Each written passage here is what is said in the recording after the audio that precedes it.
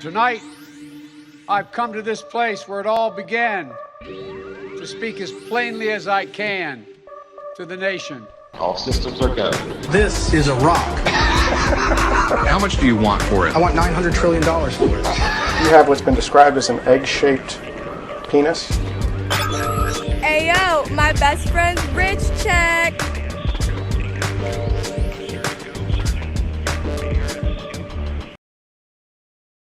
Ladies and gentlemen, welcome to Alternative Jargon episode number 69. Where do we go from here, folks? Happy 250th birthday to the United States of America.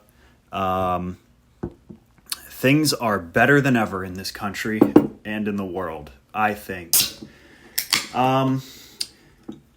Just found out about this about a week ago. U.S. citizenship can now be bought on DoorDash. You can have a green card just shipped right to you. That's really exciting.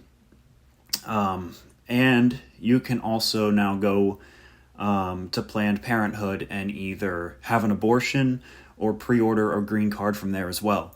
So there's multiple options now on citizenship and how to become a citizen in this country. It's really good. You know, this is the land of opportunity, and we should have people from all corners of the planet coming to get it, you know? I think that's just great. I think it's amazing. You know, you can't legally buy Cuban cigars in the U.S., but you can legally fly a Cuban woman to Miami and have her push out an American in Terminal C. It's really awesome, really good stuff. The Iran war is still going on. I think. I haven't checked my phone in 10 minutes, so I'm not sure if it's still going on or not. Just a disaster. An absolute disaster, what's happened over there in the land of Persia. Iran's actually like a cool country. A lot of history. They were really, really awesome before the Islamic Revolution. It was like Ocean City over there. It was really cool. You could go over there and ride a penny board and like listen to the gorillas, I think. It was cool. It was awesome. Now it's all about Islam, and it's not for me personally. Apparently it's not for us either. Definitely not for Israel.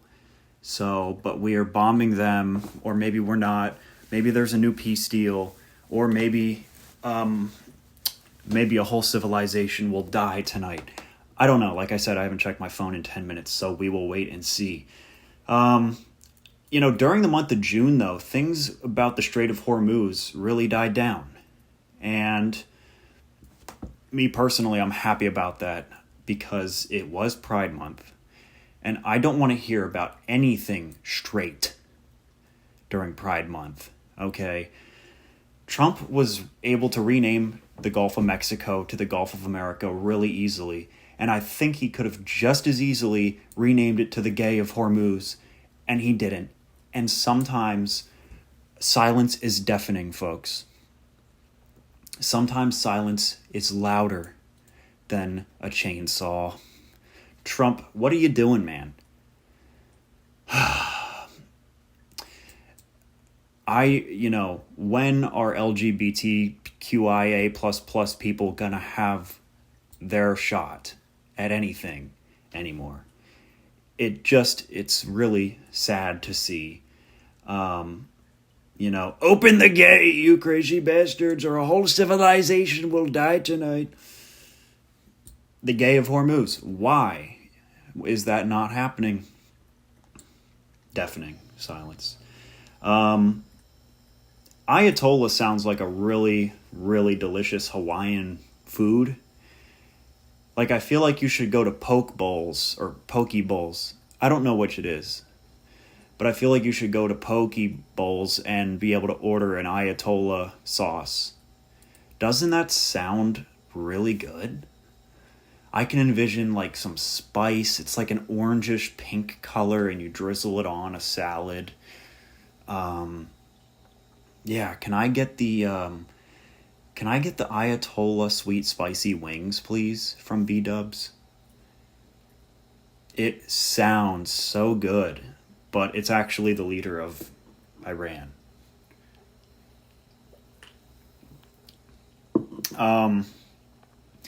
But yeah, no matter what happens in this war, it's a stain on the U.S. It's embarrassing. It's one that we should have never been in. And I love the interviews of Benjamin Netanyahu. He's been saying that Iran is weeks away from a nuclear weapon for about 30 years. He's made a career of it. He's a real hack. Okay, he's a real hack. This guy has been doing crowd work for reporters for the better part of 50 years, man. And he is just still swinging away up there. You know, for a while, people thought that Bibi was dead because he hadn't been seen, and then there was this weird video of him and Mike Huckabee like walking down a hallway on their way to rape kids or something, and they were chatting it up and laughing, and like you could see his sleeve was being all weird, and his face looked odd, but he's still hanging in there, I guess. I don't know. Mike Huckabee somewhere singing Sweet Home Tel Aviv. That's real, by the way. It's not Tel Aviv, but it's one of their cities. One of their, collections of child sexual abusers over there. I'm assuming that's what the whole land is. If you look at a sexual predator map and you hover over Israel, the whole map is covered in pins. But anyway, so that's about it for the Gay of Hormuz. This episode is pretty much going to consist of a lot of really discouraging current happenings in the world right now. What else is there to talk about?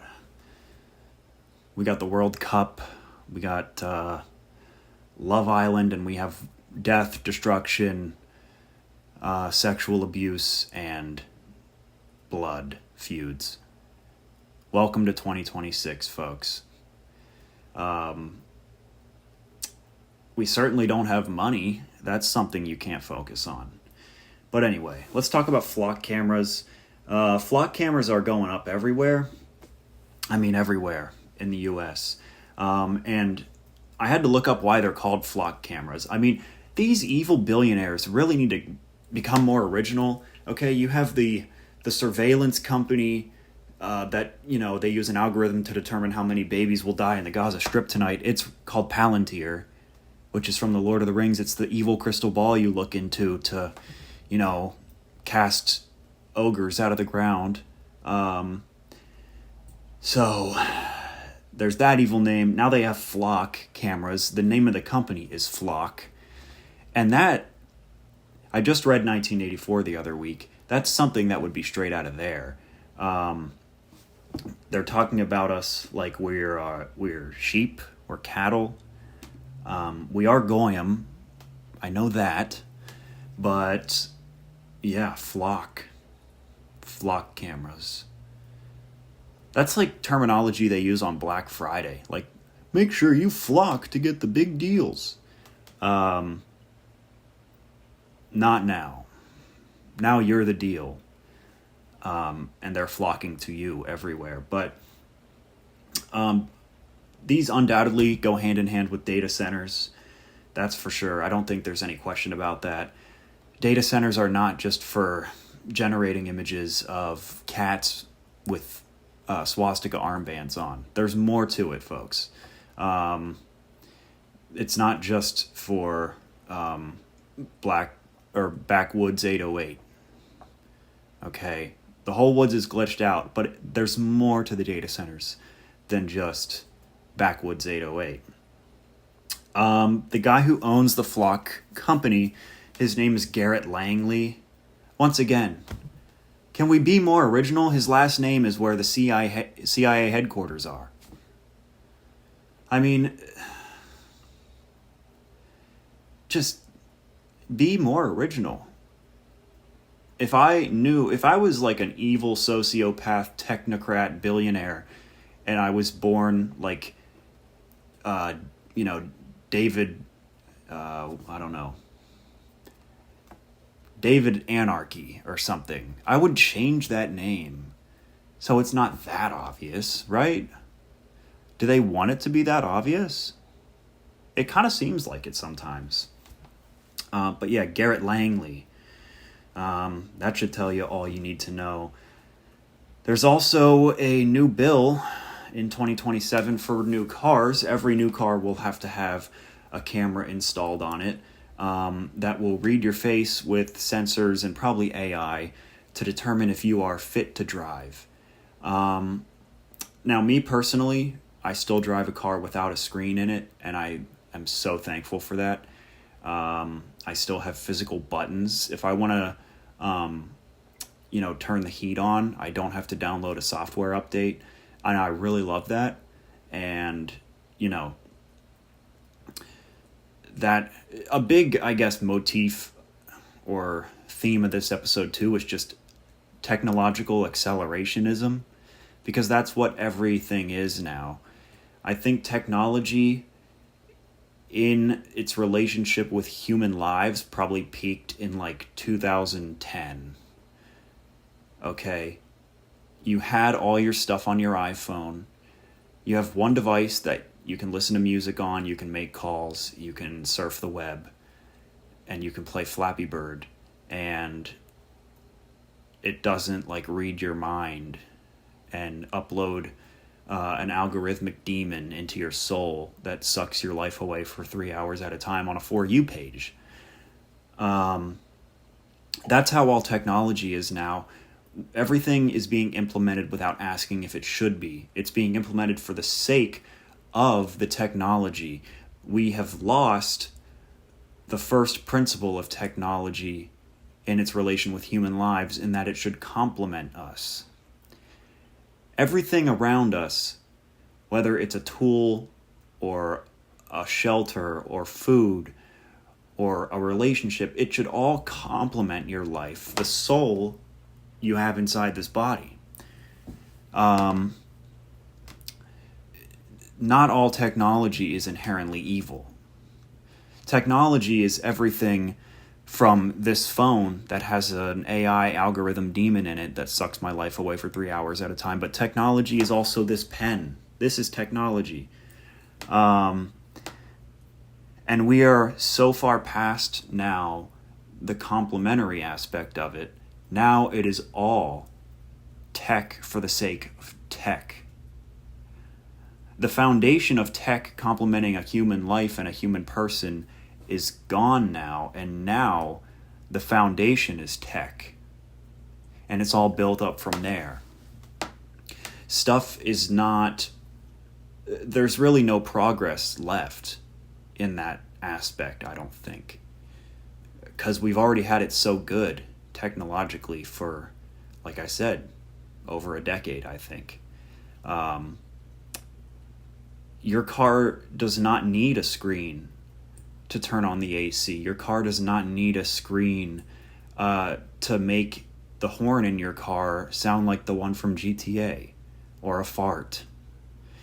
I shouldn't have to download an update file on my fridge. The ice machine there's a software patch. The cubes were a little small last month.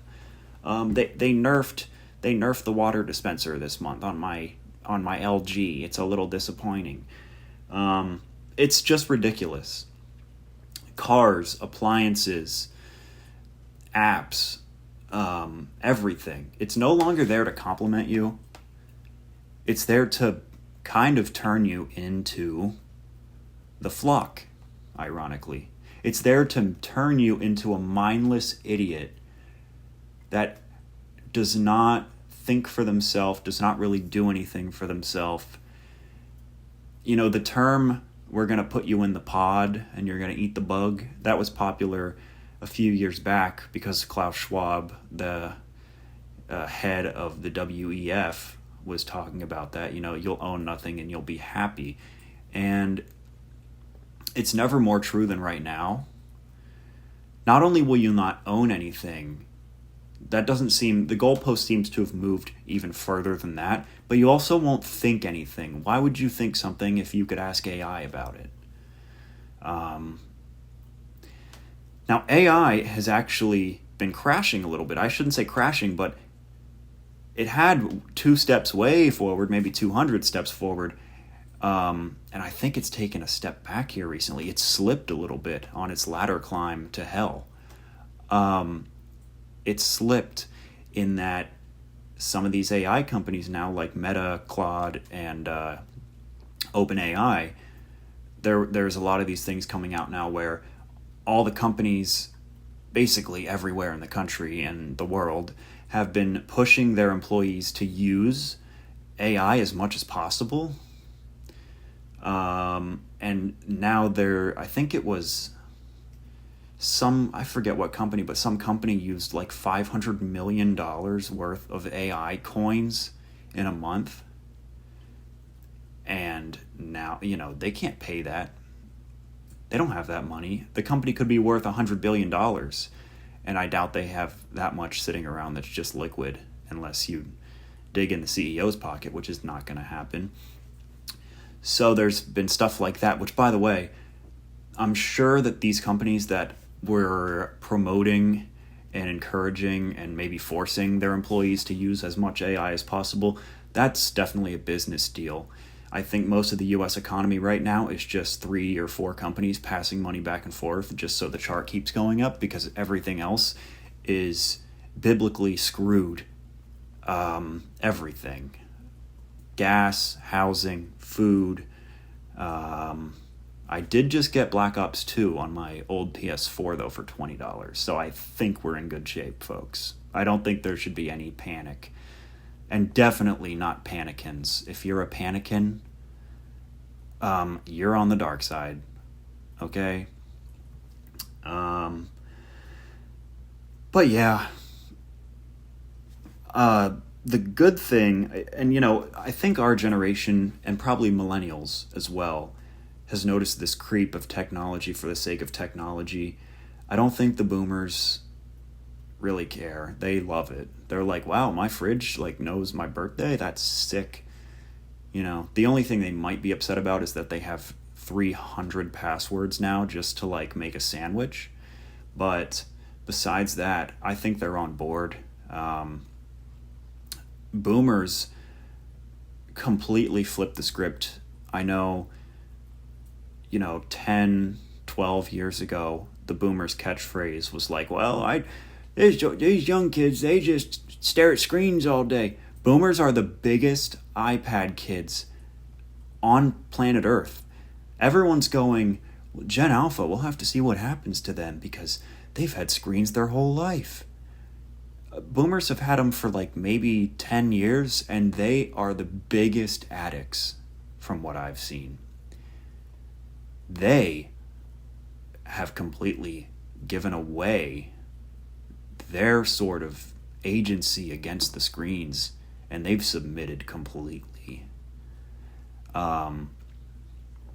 They are... It's so funny to see. It's so ironic. But as that generation dies out, hopefully, at least myself speaking, and I think a lot of other people my age might agree, but we want to go back to simple products. The phone thing is going to be kind of hard to combat because we're all so addicted now that one's going to be tough. I think some people have unsubscribed from a lot of the stuff on phones, whether it's dating apps or TikTok. But I don't think that number compares anywhere near as much as the people still subscribed, still fully in. Okay. I am still fully in myself. I mean, I have TikTok. I have Twitter. So, I've been trying, though, whenever something, if I feel my brain start to melt while I'm on my phone, I try to put it down, open a book, or, see my first sunlight in a week. I try to do stuff like that. But yeah, hopefully when we take over, we will sort of, the tide will go out on that type of stuff.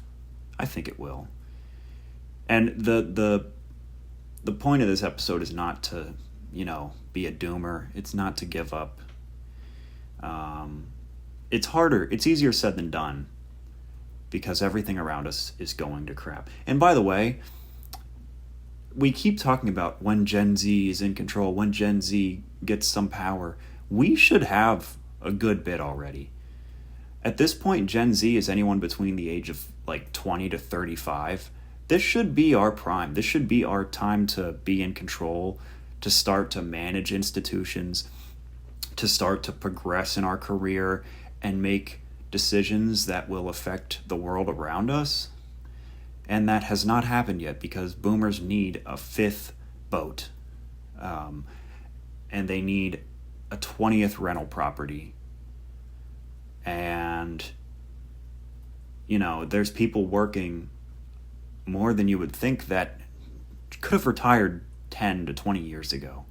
And they're still there, hogging a job that someone who actually has a future on this planet Earth longer than a decade could be in control of and could be making decisions that isn't going to screw everyone but themselves. But that has not happened yet. We have to be patient, folks, I guess. I don't know. Now, I want to talk a little bit about Charlie Kirk and Palm Beach Pete. These two go hand in hand, I think. And I think they're both being artificially blown up in a regular person's face, basically to demoralize them and show them that they're not in control. And the reason I think that is because now you can't really... there's a lot of people you probably couldn't talk to about Charlie Kirk dying or about Jeffrey Epstein without them going, "Oh, that's low-Kirk-genuinely insane, bro. Did you see Palm Beach Pete on Late Night with Jimmy Fallon?" No, I didn't. Now,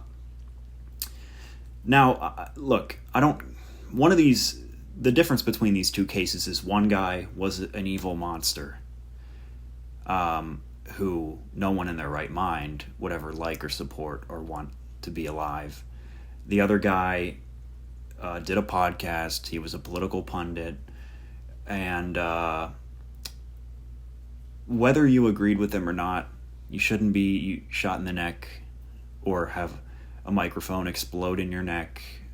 Pretty violent. The video's a nightmare. It's terrible to watch.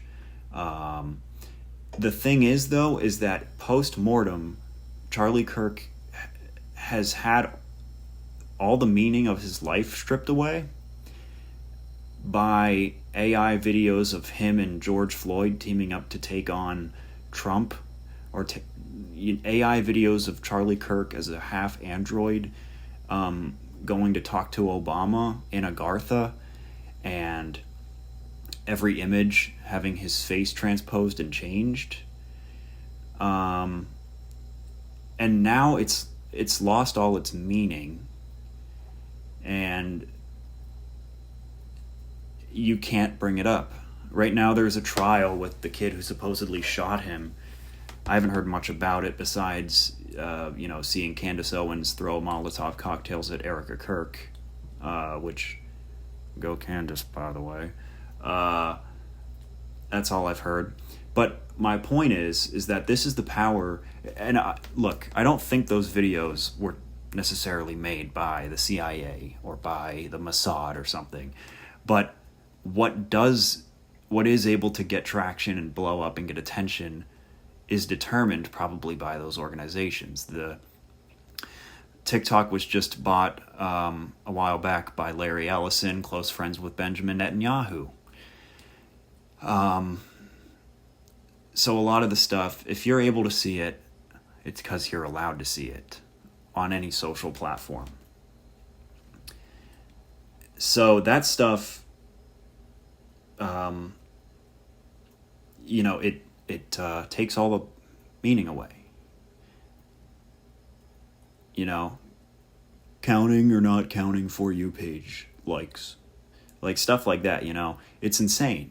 And I talked about this on my podcast a long time ago, but about how the bad part of getting killed by the government is not getting killed by the government or government, foreign government, whatever, whoever decides to want you dead. That's not the worst part, is dying. The worst part is having your reputation tarnished post-mortem.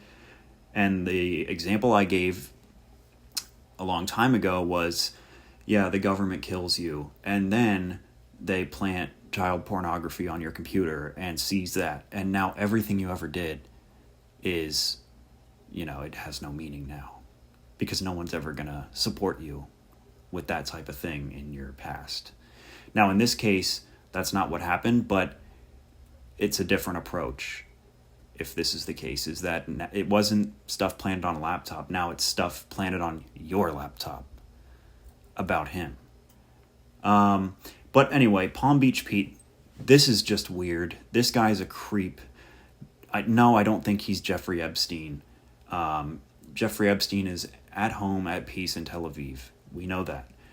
But Palm Beach Pete got famous and is now making all of these podcast appearances because of the fact that he lives in Palm Beach and he looks like Jeffrey Epstein. And this guy is just okay with it. He's making a career out of it. He's making cameos, all this stuff, because he looks like a serial pedophile, satanic, occultist guy who literally thought he was the devil himself. And a quote from Steve Bannon, no, but I do have a pretty good mirror. Yeah, that's what you're running on, dude. Yeah, I look like the serial pedophile rapist who did satanic rituals on an island with all the elite. Anyway, happy birthday, Andrew. This is Palm Beach Pete from Cameo. Yeah, really weird. And I think this is another case where, no, I don't think the CIA came to Palm Beach Pete and said, hey, make these videos so we can really take the wind out of anyone talking about Epstein. Maybe they did. But, once again, they can control whether or not Palm Beach Pete gets traction. So I think this happens more than we would think, is that a lot of stuff that gets popular is not necessarily... The people doing this work or this thing don't even necessarily know that they're an intelligence asset. They don't know that they're working for Mossad or that they're working for CIA. They have no clue. They just upload videos and, hey, I have 1 million likes and now I'm trending on Twitter. That's the creepiest part. Now, luckily, no one has ever watched my show, so I'm safe from this. Thank God. But yeah, that's one of the creepier parts. I have goosebumps talking about it because it's so freaky to know that you could be aiding in an attempt to cover up the biggest scandal in the history of our planet and you wouldn't even know it. And it's happening right now. Anyway, Clavicular is going to kiss the Wailing Wall in Israel while being guarded by Mossad, by the IDF. Now, Clavicular is Peter Thiel's twink. He is obviously gay, and he has a new beard every night. He hops around all over these nightclubs. He has his own nightclub in Miami that's owned partially by an Israeli guy, I think. He has some connection to Israel. Everyone does. And, yeah, his whole thing is, I look better than you, and your whole life is... it depends all on your looks, and if you don't look good, you should kill yourself. And he's 20 years old. He does methamphetamines every day. He's a handsome guy, but now he's had 3 surgeries on his face already, and they made him look worse. He kind of looks like Squidward now, like handsome Squidward. And yeah, I think I just talked about people who may not even know that they're aiding a narrative or whatever, if they're being pushed. But I think this guy is fully sold out because everything is too on the nose now. Peter Thiel's big thing is that we're all going to morph. What's the word I'm looking for? yeah, I guess morph and become half human, half AI android things, and that's the future. And Clavicular is this guy who's focused on looks and like has no soul, and has already had surgeries. It's like he's not a human, like he's building himself. So it kind of goes with that. And I hate to even talk about this or touch on this subject because it's totally bought and paid for, this kid and this story and his following. I think it's all artificial, just like his new face. But yeah, I don't know. It's just another sign of the unfortunate times we live in. We do live in hell. But anyway, when is the housing market going to crash? We've been waiting on this one for a while. We'll just have to wait and see. But another thing I wanted to touch on here is I hear capitalism being blamed a lot for the vast majority of the problems that we have today in this world. Now, don't get me wrong, I'm not going to die on the hill of capitalism or anything, but I don't think that is necessarily the biggest issue of what we're facing today. And I think that way because of this. Now, I don't know economics that well, but the founding principle of capitalism in the free market society is that competition drives innovation and drives prices down so that people can afford to live and have nice things. And, it's all about competition. But right now, there is no competition. Like I said, the same handful of companies are just throwing money around to keep the GDP chart and the stock market trickling upward, but everyone else is struggling. You go to the store, it's the same thing at every store. The mom and pop shops are all gone. Now it's fast food and chain restaurants everywhere. So at what point do we even live in a capitalist country and society anymore if everywhere you go, every city, every town, every state, everything looks the same? It's the same companies, it's the same corporations. It doesn't feel like capitalism anymore.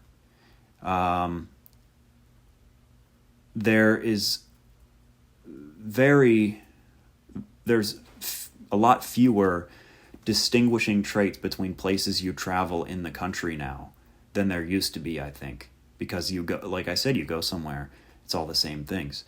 So obviously, in, let's say, a communist society, that would definitely be true, where everywhere you go, it's owned by the collective or it's owned by the state, and that's how it works. I always hear people say that we don't really live in a democracy, we are run by corporations, and I think that's true. I mean, look at lobbying, look at AIPAC, look at everything. The reason you get elected is not because maybe people like you the most, but it's because you were paid for the most. Thomas Massey, one of the most popular members of Congress, just lost his seat to a random guy that got $30 million from AIPAC. So at what point do we say that our representative democracy is not necessarily a democracy, but it's just for sale by the corporations? Are the corporations ruling us? Now, obviously, those corporations got rich through capitalism, but at what point does the horseshoe come around and it flips from here to over here? Because I think we're there. I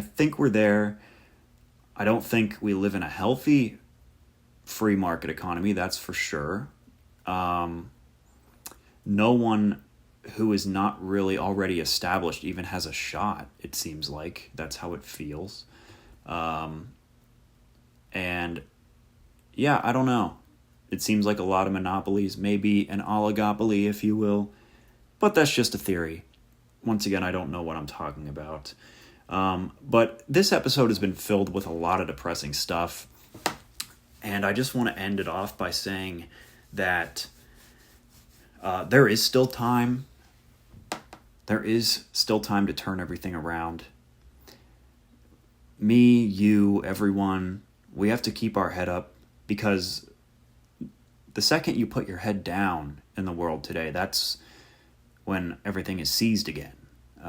You blink and there's a new flock camera up in your neighborhood. You blink and there's a new politician bought by a foreign lobby in office. You blink and another treaty with Iran has been violated, and we're bombing people with our tax dollars again on behalf of a foreign nation.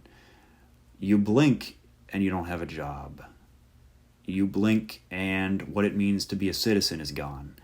So you just have to keep fighting and moving forward, and things will get better, maybe, someday. But it all depends on what we do next. You know, it's like if you take a really bad shot in golf, you could hit one in the water, and now you're a stroke behind. And we're about 20 strokes behind in this country, in this world today. But we could always make a nice chipper onto the green for our next one and tap in for a quintuple par. But I'd rather be at that than 6 over par. And eventually your scorecard starts to get a little bit better. And that all comes down to this: use your Venmo account to send money to pay off our national debt. Thank you so much for listening. Thank you so much for watching. Goodbye.